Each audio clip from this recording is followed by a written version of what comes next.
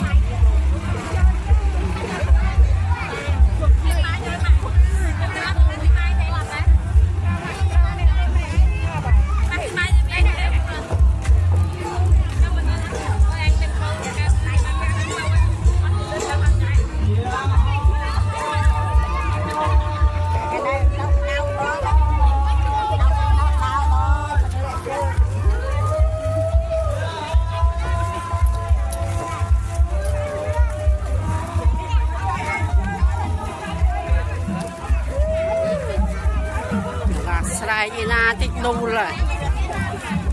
không có sâu sắc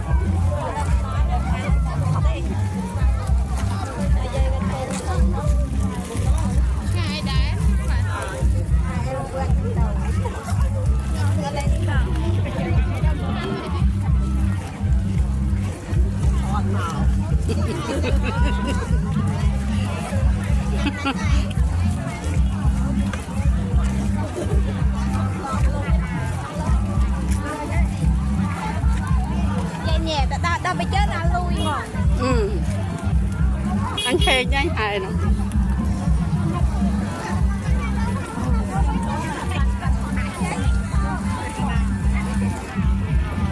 ôi ba này ôn